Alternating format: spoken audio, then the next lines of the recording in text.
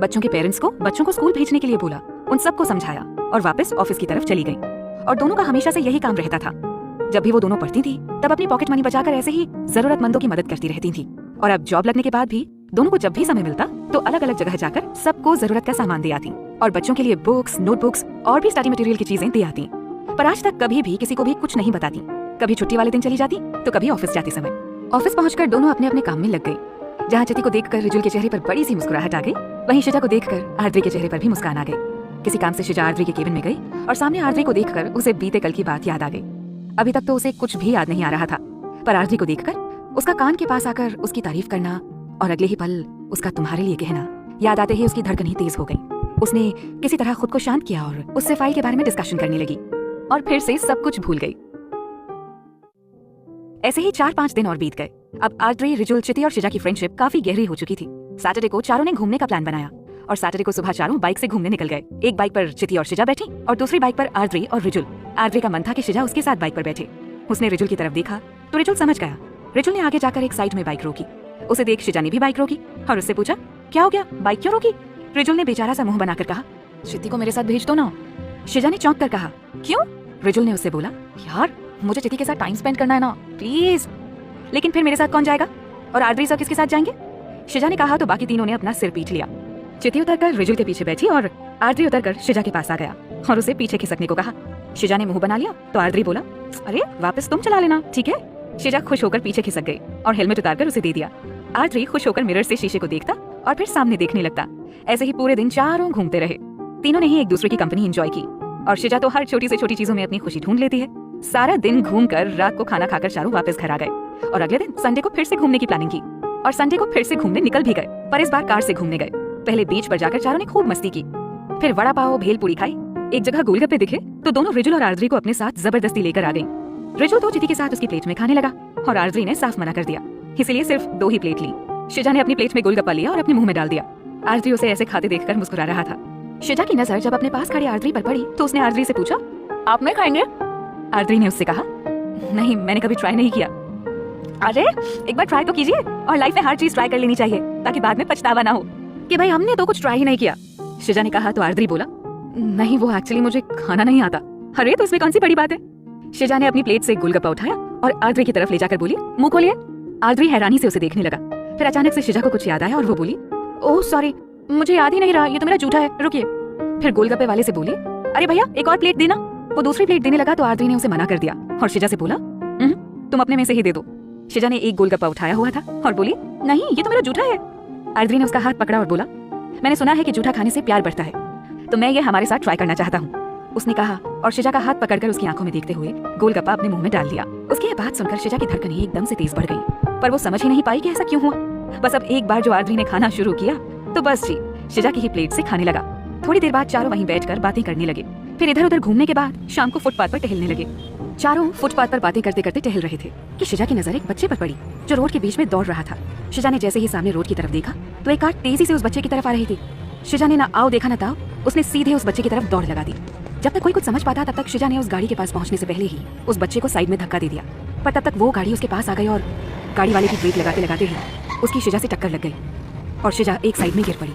ये सब इतनी जल्दी हुआ कि किसी को कुछ भी समझ में नहीं आया। तीनों घबरा गए और जल्दी से दौड़कर शिजा के पास आ गए। तब तक वो गाड़ी भी आगे जाकर रुक चुकी थी। उन तीनों ने शिजा को देखा तो गिरने की वजह से उसके कपड़े जगह जगह से फट गए थे और घुटनों पर से खून निकल रहा था और कोहनी पर भी चोट आई थी।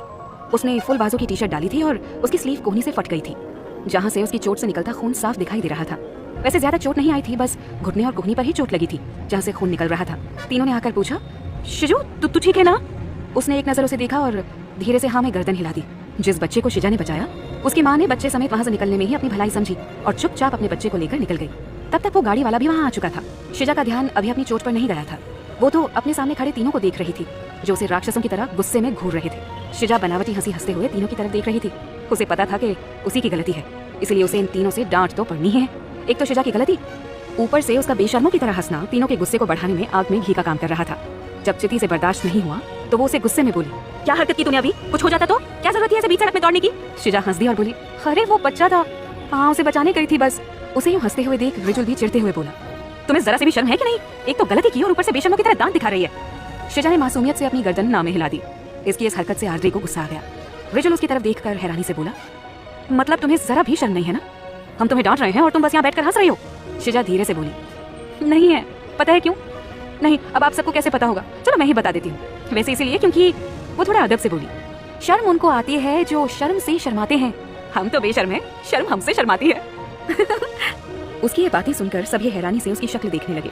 वहीं वो गाड़ी वाला लड़का काफी देर से इन सबकी नौटंकी देख रहा था। पता नहीं क्या था जो वो इनकी नौटंकी देखने को खड़ा हो गया। अचानक से उस लड़के का ध्यान शिजा की चोट पर पड़ा और वो उसके पास आकर बोला, अरे आपको चोट लगी है, चलिए मैं आपको हॉस्पिटल ले चलता हूँ। उस लड़के की बात सुनकर सभी का ध्यान शिजा की चोट पर गया और सभी उसके पास बैठ गए।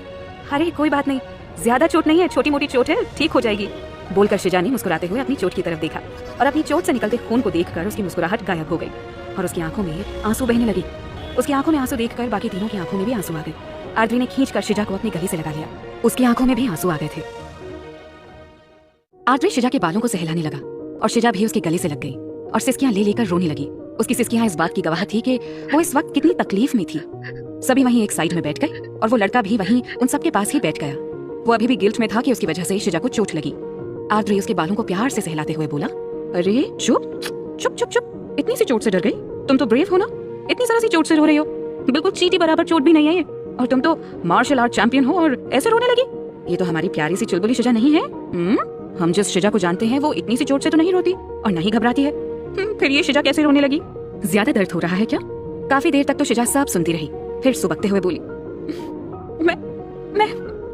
मैं चोट की वजह से नहीं रो रही हूँ और ना ही दर्द की वजह से रो रही हूँ। आरती ने उसे अलग करके उसके आंसू पोंछे और उसका चेहरा अपने हाथों में लेकर बड़े ही प्यार से पूछा, अरे तो फिर इतने मोटे मोटे आंसू क्यों बह रहे हैं? पता है ना कितने कीमती हैं ये आंसू? शिजा मासूमियत से बोली, मेरे पूरे कपड़े फट गए। और एक बार फिर से उसके आंसू बह निकले। उसकी बात सुनकर सभी हैरान होकर अपना मुंह खोले उसे ही देखने लगे। शिजा एकदम बच्चों की तरह आरती को दिखाते हुए बोली, ये देखिए, यहाँ से भी फट गए। और जीन्स की तरफ देखकर बोली, यहाँ से भी फट गए। आरती ने एक बार अपनी आंखें बंद की और फिर दोबारा खोलकर उससे बोला, तो तुम रो क्यों रही थी फिर? शिजा ने अपने आंसू पोंछे और बोली, अभी बताया तो, मेरे कपड़े फट गए इसलिए रो रही हूँ। बाकी चारों वहीं बैठे बैठे हैरानी से उसे देख रहे थे। आरती ने अपनी बात को एक बार फिर से कंफर्म करते हुए पूछा, मतलब तुम इस चोट की वजह से नहीं रो रही हो? शिजा ने मासूमियत से अपनी गर्दन ना में हिला दी और अपने आंसू साफ करते हुए बोली, अरे मैं इतनी छोटी सी चोट से नहीं घबराती, ये तो 2-3 दिन में ठीक हो जाएगी। फिर अपने कपड़ों को देखकर भरे गले से बोली, लेकिन ये कपड़े तो दोबारा सही नहीं होंगे ना, और ना ही दोबारा मिलेंगे, ये तो फट गए ना। उसकी ऐसी मासूमियत सी भरी बात सुनकर आरती, रिजुल, चिति और वहाँ वो गाड़ी वाला लड़का एक दूसरे को देखने लगे।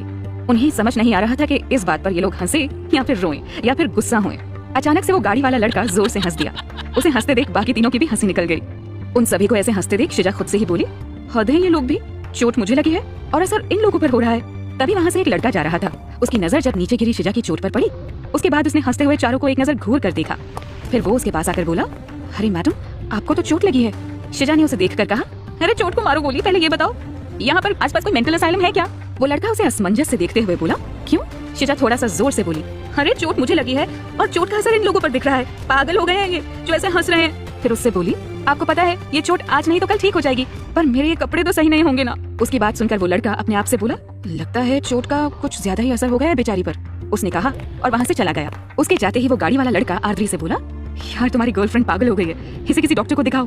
उसकी बात सुनकर चिति ने अपना माथा पीट लिया और धीरे से बोली, जगा क्या घायल शेरनी को। वहीं उस लड़के की बात सुनकर शिजा उसे घूरते हुए बोली, ये सब आपकी वजह से हो रहा है। एक तो आप अंधों की तरह गाड़ी चला रहे थे, ऊपर से मुझे पागल बोल रहे हो। और अगर आप ढंग से गाड़ी चलाते ना तो मैं उस बच्चे को बचाने के लिए नहीं जाती, और ना ही मैं गिरती और ना ही मेरे कपड़े फटते, समझे आप? एक तो आपकी वजह से मेरे कपड़े फटे और ऊपर से आप मुझे पागल बोल रहे हो। पहले जाकर अपनी आंखों का इलाज करवाओ, फिर अपनी गाड़ी चलाना और फिर मुझे गलत बोलना। वो लड़का एकदम से बोला, ओ हेलो, मेरी वजह से कुछ नहीं हुआ है, एक तो आपको इतनी चोट लगी है और ऊपर से आपको अपने कपड़ों की पड़ी है, ये कपड़े तो दोबारा भी मिल जाएंगे ना। शिजा ने उसे देखा, फिर अपनी जगह से उठते हुए उसके पास आई और बोली, क्या मतलब है दोबारा मिल जाएंगे? हाँ, आपको पता भी है इनके लिए मैंने पूरा लखनऊ छान मारा था, तब जाकर मुझे मिले थे ये कपड़े, और आप कह रहे हो कि मुझे कपड़ों की चिंता हो रही है। और क्यों ना हो, और आप 1 मिनट इधर आओ।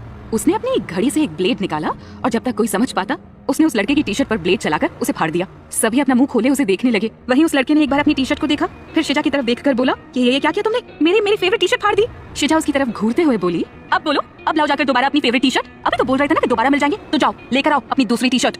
फिर दुखी होते हुए बोली, आपको पता है पूरा लखनऊ छान मारा था, तब जाकर मिली थी मुझे ये टी शर्ट। मुझे ये जीन्स और ये टी शर्ट जो आपकी वजह से फट गई है ये बहुत पसंद है, और शुक्र करो अभी तो सिर्फ शर्ट फाड़ी है, मैंने आपकी जीन्स नहीं फाड़ी, और अगर ज्यादा बोले ना तो अभी के अभी ये जीन्स भी फाड़ दूंगी, समझे आप? ये सुनकर वो लड़का हड़बड़ा गया और वहाँ से जाते हुए बोला, यार इसका इलाज कराओ, कहाँ से उठा के ले आए इसे? ये सुनते ही शिजा उसके पास जाते हुए बोली, दुनिया का 8वां अजूबा हूँ, कोई प्रॉब्लम है क्या? हाँ लगता भी है तुम्हें देखकर, बोलकर लड़का हंसता हुआ वहां से दौड़कर अपनी कार के पास जाने लगा। शिजा उसके पीछे जाती हुई बोली, रुक रुक जा, मैं बताती हूँ अभी। आगे बढ़ती हुई शिजा को आरद्री ने पीछे से उसकी कमर से उठा लिया और रिजुल गाड़ी लेकर आ जल्दी बोलते हुए वहां से वापस जाने लगा। शिजा ने एक नजर उस गाड़ी का नंबर देख लिया और वो लड़का हंसते हुए वहां से अपनी गाड़ी लेकर चला गया। आरद्री ने शिजा को पीछे से उसकी कमर से उठा लिया, जिससे शिजा के पांव हवा में लटक गए। वो अपने पैर चलाते हुए बोली, छोड़ो मुझे, छोड़ो मुझे, छोड़ो, वो भाग रहा है, नहीं छोड़ूंगी उसको मैं, अरे छोड़ो ना प्लीज, छोड़ो प्लीज। अरे उस नमूने, उस खूसट, उसने मुझे पागल बोला, मैं उसे नहीं छोड़ूंगी, आप छोड़िए मुझे, प्लीज छोड़िए मुझे, छोड़िए। आरद्री उसे शांत कराते हुए बोला, अरे अरे अरे शांत शांत शांत गदाधारी भीम शांत। तब तक रिजुल गाड़ी लेकर आ गया। आरद्री ने चिति से कहा, चिति बैक सीट का दरवाजा खोलो जल्दी। चिति ने दरवाजा खोला और आरद्री शिजा को लेकर बैक सीट पर बैठ गया और चिति आगे बैठ गई। शिजा दरवाजा खोलकर जाने ही लगी तो आरद्री ने उसे अंदर की तरफ खींच लिया। वो फिर भी बच्चों जैसे हाथ पैर चलाने लगी, जबकि उसे दर्द हो रहा था, पर फिर भी उसे बाहर निकलना था। जब वो अपनी हरकतों से बाज नहीं आई ना, तो आरद्री ने उसे अपने करीब लाकर कहा, अब अगर तुम जरा सा भी हिली ना तो मुझसे बुरा कोई नहीं होगा, समझी। शिजा चिढ़ते हुए थोड़ा सा हिली और फिर बोली, हिलूंगी और हिल भी ली, जाओ क्या कर लोगे। आरद्री ने एक नजर उसे घूर कर देखा और फिर बोला, अगर तुम हिली तो मैं तुम्हें किस कर लूंगा। ये सुनकर शिजा की आंखें हैरानी से बड़ी हो गई और वो एकदम से बच्चों की तरह मुंह पर उंगली रखकर चुपचाप बैठ गई और बाकी सभी मुंह दबाकर हंस दिए। आरद्री को भी हंसी आ गई, पर जैसे ही शिजा ने उसकी तरफ देखा तो उसने अपनी आंखें छोटी करके अपनी आईब्रो ऊपर उठाकर इशारा करके पूछा, क्या हुआ? शिजा ने उसे घूर कर देखा और अपनी गर्दन घुमा ली, फिर बीच बीच में उसे देखती रही। थोड़ी ही देर बाद रिजुल ने गाड़ी हॉस्पिटल के बाहर रोकी और आरद्री ने उसे गाड़ी से बाहर निकाला। वो उसका हाथ पकड़कर ले जाने लगा, पर शिजा ने अपना हाथ छुड़ा लिया और खुद चलने लगी। पर आरद्री ने उसे एक नजर घूरा, फिर एक बार फिर से अपनी आईब्रो ऊपर उठाकर बोला, आऊं मैं अपने पर, और ये मत सोचना कि मैं करूंगा नहीं, मैं जो बोलता हूँ वो कर भी सकता हूँ, समझे तुम? तो चुप रहो बिल्कुल। शिजा एकदम चुप हो गई और आरद्री ने उसे अपनी गोद में उठा लिया। वो कुछ नहीं बोली।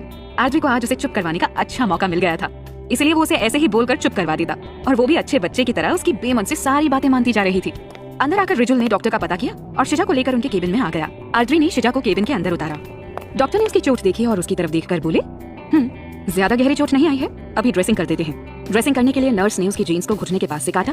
ये देखकर शिजा की आंखों में से आंसू आकर गाल पर बह गए। उसकी चोट साफ करते हुए शिजा को जलन हो रही थी, पर उसे तो दुख उसके कपड़ों का था जो उसके सामने फट रहे थे।